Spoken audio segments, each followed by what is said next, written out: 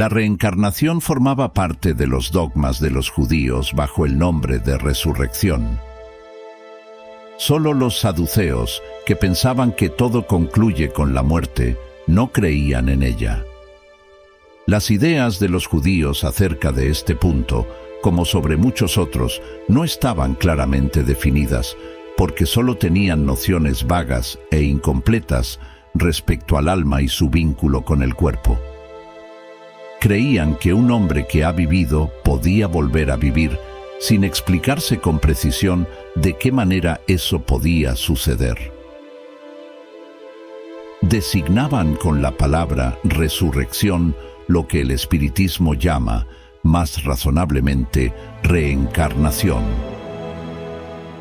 En efecto, la resurrección supone la vuelta a la vida del cuerpo que está muerto, pero la ciencia demuestra que eso es materialmente imposible, sobre todo cuando, desde mucho tiempo antes, los elementos de ese cuerpo se hallan dispersos y han sido absorbidos.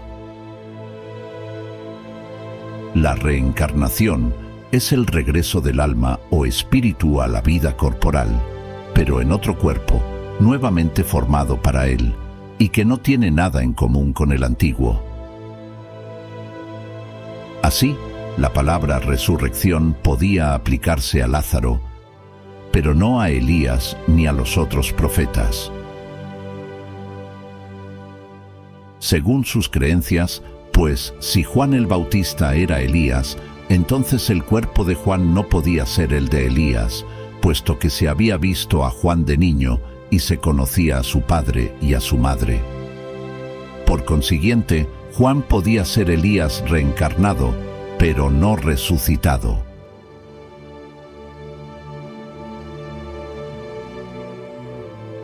Había un hombre entre los fariseos, llamado Nicodemo, senador de los judíos, que vino a encontrar a Jesús de noche y le dijo: «Maestro, sabemos que viniste de parte de Dios para instruirnos como un doctor, porque nadie podría hacer los milagros que tú haces si Dios no estuviera con él». Jesús le respondió: en verdad te digo, nadie puede ver el reino de Dios si no nace de nuevo. Nicodemo le dijo: ¿cómo puede un hombre nacer si ya es viejo? ¿Puede volver a entrar en el seno de su madre para nacer una segunda vez? Jesús le respondió: en verdad te digo, si un hombre no renace del agua y del Espíritu, no puede entrar en el reino de Dios. Lo que es nacido de la carne es carne, y lo que es nacido del Espíritu es espíritu. No te maravilles de que te haya dicho que es necesario nacer de nuevo. El Espíritu sopla donde quiere y oyes su voz, pero no sabes de dónde viene ni a dónde va. Así es todo hombre nacido del Espíritu. Nicodemo le respondió: ¿cómo puede suceder eso? Jesús le dijo: ¿cómo? ¿Tú eres maestro en Israel e ignoras estas cosas? En verdad te digo, que no decimos más que lo que sabemos y que solo damos testimonio de lo que hemos visto. Con todo, no aceptáis nuestro testimonio. Pero si no me creéis cuando os hablo de las cosas de la tierra, ¿cómo me creeréis cuando os hable de las cosas del cielo? San Juan 3:1-12. La idea de que Juan el Bautista era Elías y que los profetas podían volver a vivir en la tierra se encuentra en muchos de los pasajes de los evangelios. Si esa creencia hubiese sido una equivocación, Jesús no habría dejado de combatirla, como combatió tantas otras. Lejos de ello, Él la sanciona con toda su autoridad y la coloca como un principio y como una condición necesaria cuando dice: nadie puede ver el reino de los cielos si no nace de nuevo. E insiste al agregar: no te maravilles de que te haya dicho que es necesario nacer de nuevo.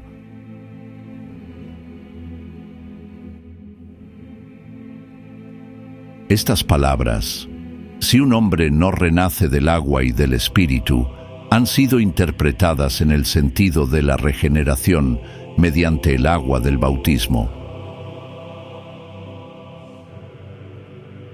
No obstante, el texto primitivo dice simplemente, no renace del agua y del Espíritu, en tanto que en algunas traducciones las palabras del Espíritu han sido sustituidas por del Santo Espíritu, lo que ya no se corresponde con el mismo pensamiento.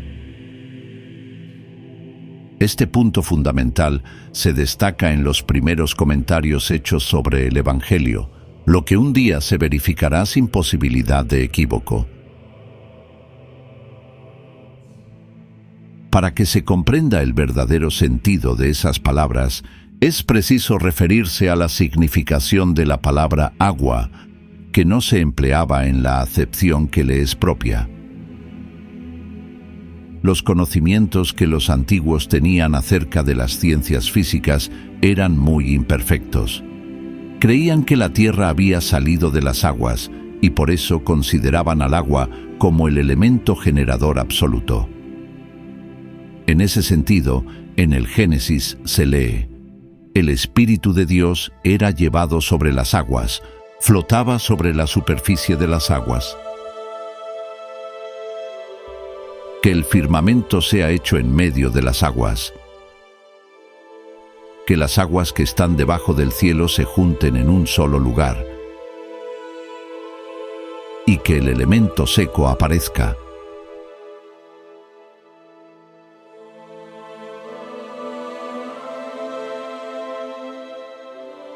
Que las aguas produzcan animales vivientes que naden en el agua y pájaros que vuelen sobre la tierra y bajo el firmamento. Según esa creencia, el agua se había convertido en el símbolo de la naturaleza material, así como el espíritu era el símbolo de la naturaleza inteligente. Estas palabras, si el hombre no renace del agua y del espíritu, o en agua y en espíritu, significan, pues, si el hombre no vuelve a nacer con su cuerpo y su alma.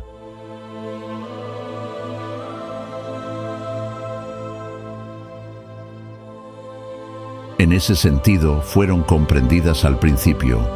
Por otra parte, esa interpretación queda justificada con estas otras palabras: lo que es nacido de la carne es carne, y lo que es nacido del espíritu es espíritu.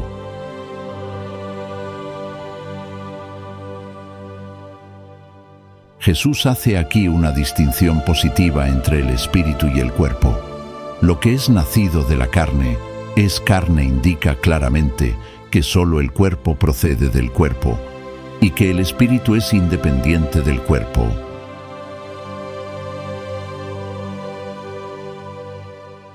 La frase «el espíritu sopla donde quiere y oyes su voz, pero no sabes de dónde viene ni a dónde va», puede entenderse como una referencia al Espíritu de Dios, que da la vida a quien quiere, o bien al alma del hombre.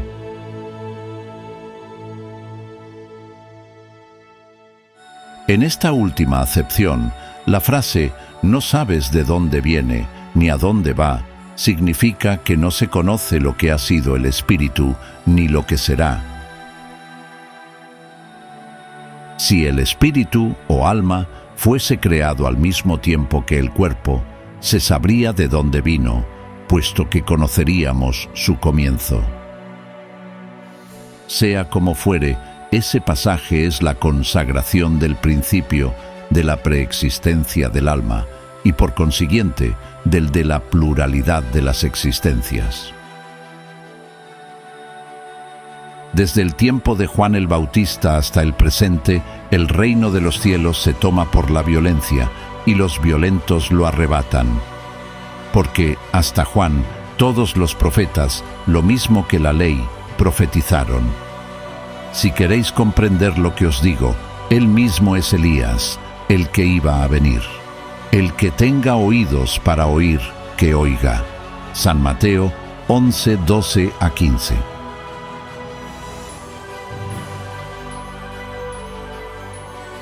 Si bien el principio de la reencarnación expresado en San Juan podría, en rigor, ser interpretado en un sentido puramente místico, no sucede lo mismo con este pasaje de San Mateo, en el que no hay posibilidad de equivocarse.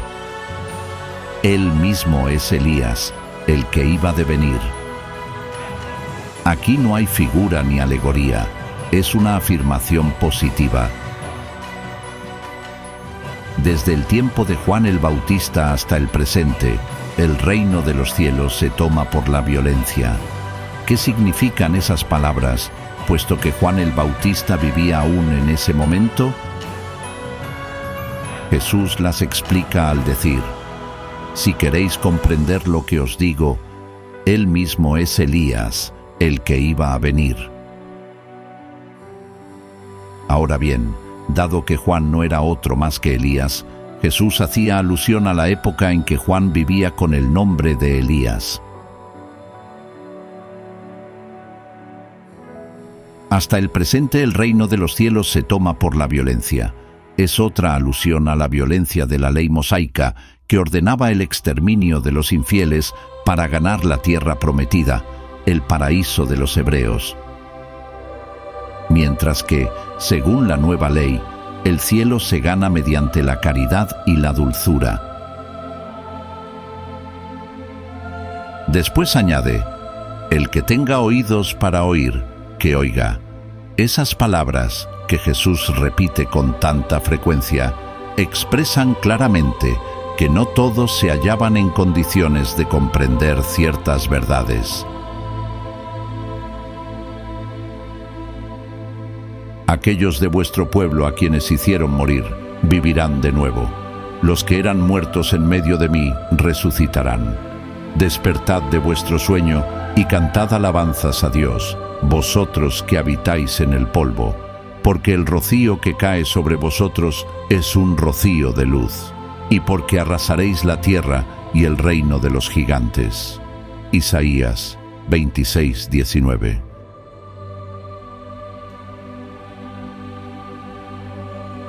Este pasaje de Isaías también es muy explícito. Aquellos de vuestro pueblo a quienes hicieron morir, vivirán de nuevo.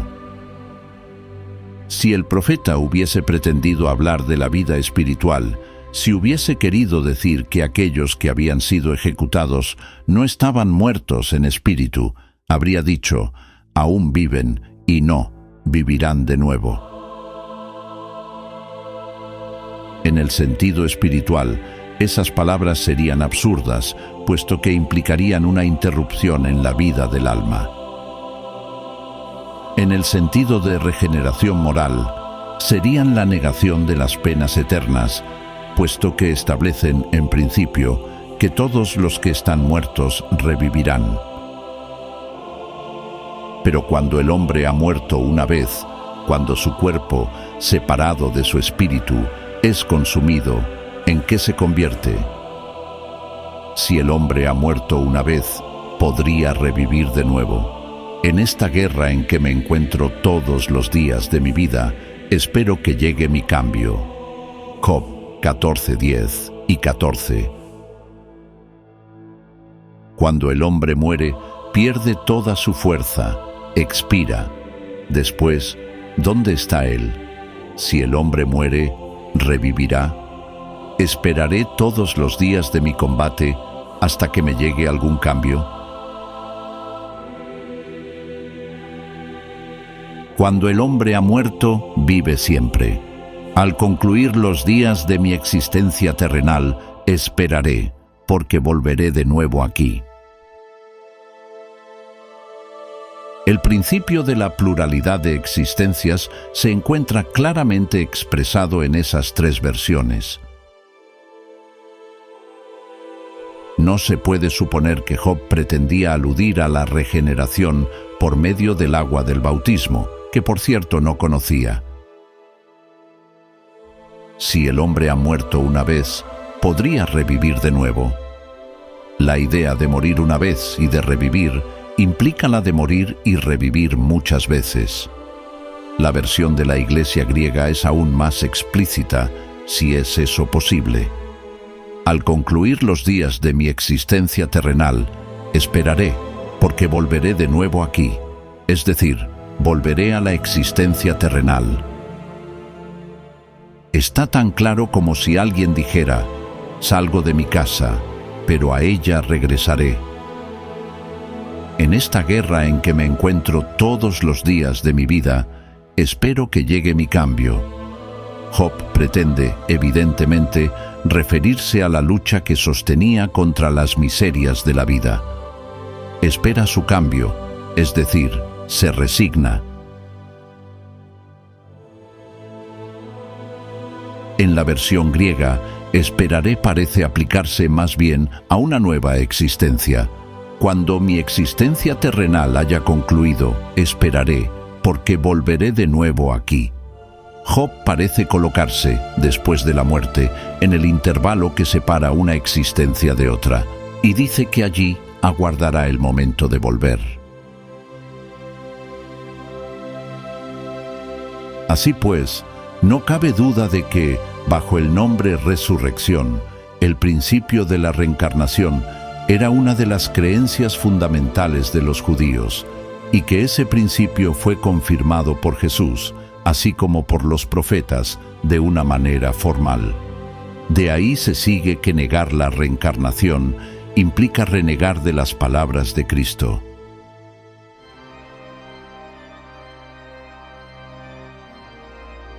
Un día, sus palabras constituirán autoridad en relación con ese punto, así como sobre muchos otros, cuando se reflexione acerca de ellas sin ideas preconcebidas.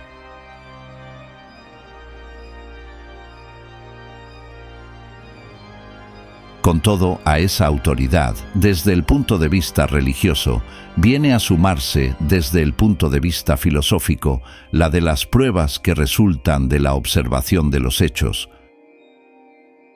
Cuando de los efectos queremos remontarnos a las causas, la reencarnación aparece como una necesidad absoluta, como una condición inherente a la humanidad, en una palabra, como una ley de la naturaleza. Por sus resultados, se revela de un modo, por decirlo así, material, de la misma forma que el motor oculto se revela por el movimiento que genera. Solo la reencarnación puede decir al hombre de dónde viene, a dónde va y por qué está en la tierra, así como justificar todas las anomalías y todas las injusticias aparentes que presenta la vida.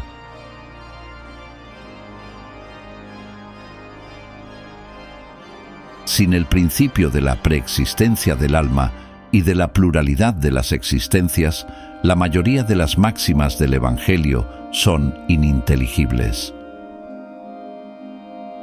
Por esa razón dieron origen a interpretaciones tan contradictorias. Ese principio es la clave que habrá de restituirles su verdadero sentido.